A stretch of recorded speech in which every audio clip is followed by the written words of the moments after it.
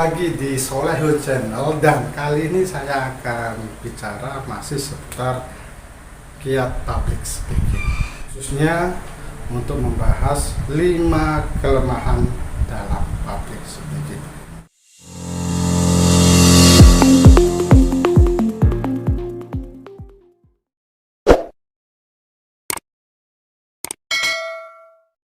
Dalam berbicara depan umumnya, seseorang itu ada kendala, dan kendala itu mencakup 5 hal. Pertama, grogi atau gugup. Yang kedua, tidak menguasai materi. Yang ketiga, monoton. Yang keempat, tidak interaktif. Dan yang kelima, tidak ada kedekatan emosional dengan audiens atau pendengar. Baik, mari kita bahas satu persatu. Pertama, kelemahan terkait dengan penampilan kita yang gugup atau grogi. Ini kejadian lumrah karena setiap orang biasanya nervous atau tidak percaya diri sehingga dia tampil gugup atau grogi di depan orang ketika berbicara. Nah, persoalan gugup atau grogi sendiri ini sebenarnya banyak yang menyebabkannya. Ada yang terkait dengan ketidakmampuan kita menguasai materi secara aktif. Yang kedua, kita tidak akrab dengan suasana ataupun tidak akrab dengan audiens. Dan yang ketiga, biasanya kita grogi itu karena kondisi fisik kita ataupun kesehatan kita yang kurang fresh atau fix. Oleh karena itu, untuk menghindarkan kita tampil grogi atau gugup di depan umum, maka harus dipersiapkan, baik itu terkait dengan penguasaan materi, pemahaman terhadap audiens atau pendengar, dan tentunya kita harus mengupayakan fisik kita agar fit ketika tampil di depan. Yang kedua tadi, kelemahan dalam public speaking adalah tidak menguasai materi. Sudah saya jelaskan tadi, agar kita bisa tampil baik, maka kuasailah materi. Tentunya perlu persiapan, mulai dari banyak membaca dan memahami tentang topik yang akan kita bicarakan, kemudian mampu menyampaikannya dengan baik. Terutama adalah bagaimana kita mampu menyajikan materi itu dengan bahasa-bahasa yang komunikatif. Yang ketiga adalah monoton.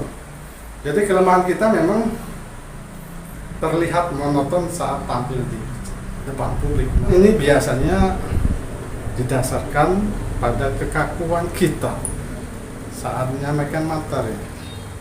Oleh karena itu, hindari kesan bahwa kita monoton ketika bicara di depan publik. Agar tidak menonton, tentunya banyak hal yang bisa kita lakukan.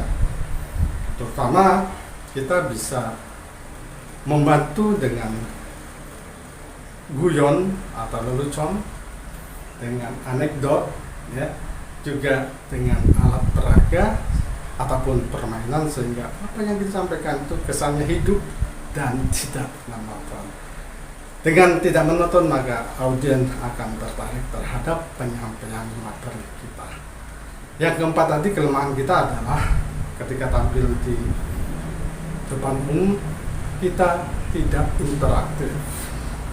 Artinya kita seolah-olah hadir untuk menyampaikan apa yang menjadi tugas kita, apa yang menjadi keinginan kita, tanpa memperhatikan apa audiens juga mengikuti dengan antusias. Oleh karena itu penting untuk memvariasikan gaya penyampaian materi kita.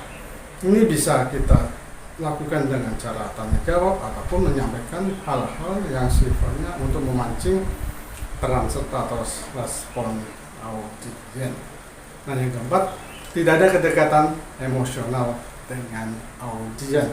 Ini saling terkait ya, ketika kita tampil monoton, grogi ataupun gugup, kemudian tidak interaktif, kurang menguasai materi, maka tentunya yang terkesan berikutnya adalah kita seolah-olah berjarak dengan audiens, tidak ada kedekatan emosional dengan audiens. Padahal kedekatan emosional ini sangat diperlukan agar suasana menjadi hidup, agar apa yang kita sampaikan bisa dipahami dengan baik. Begitu juga audien akan mendapatkan sesuatu yang bermanfaat dari penampilan kita. Dan berikutnya masih terkait bagaimana kita mengatasi kelemahan dalam public speaking. Kita perlu menyadari bahwa sebenarnya audien itu akan mengingat 3 V terhadap penampilan kita saat berbicara di depan umum. V pertama adalah verbal. Jadi bagaimana rangkaian kata yang kita hadirkan dalam penyampaian materi itu akan diingat, akan dikesankan oleh audien. Artinya, jika kita mampu menghadirkan rangkaian kata ataupun kalimat dalam pembawaan materi yang menarik, maka kesan menarik pun akan terletak dalam pikiran audien. V yang kedua adalah voice ataupun suara. Nah, suara ataupun intonasi dalam kita memberikan paparan itu sangat menentukan kesuksesan kita dalam berbicara di depan umum. Oleh karena itu perhatikanlah intonasi suara kita. Ada saatnya kita tinggi, ada saatnya kita datar, dan ada saatnya kita rendah. Itulah voice. Sehingga kalau ini bisa dikaitkan dalam konteks penampilan kita di depan umum, maka ada kesan bagus yang bisa didapat oleh audien. Yang ketiga, V yang dimaksud adalah visual. Nah, ini penting. Ini terkait dengan bagaimana penampilan ataupun body language kita. Kita harus sadar bahwa saat kita berbicara di depan umum, maka di samping verbal, kemudian voice, maka visual sangat menentukan. Bagaimana penampilan kita, bagaimana body language kita itu sangat menentukan. Ada penelitian yang sudah dilakukan Albert Mehrabian pada tahun 1971 menyebutkan bahwa ada 3 elemen komunikasi tatap muka secara langsung yang perlu diperhatikan, dan itu ada bobotnya masing-masing. Pertama adalah kata yang diucapkan. Yang kedua, suara ataupun intonasi. Dan yang ketiga adalah bahasa tubuh atau body language tadi. Masing-masing punya persentase dalam rangka menyukseskan seseorang dalam berbicara di depan umum. Pertama, kata yang diucapkan itu bobotnya hanya 7%. Artinya masih ada elemen-elemen lain yang persentasenya cukup besar dalam rangka menyukseskan seseorang dalam berbicara secara langsung di depan umum. Yakni ada suara dan ada bahasa tubuh. Kalau suara persentasenya itu mencapai 38%.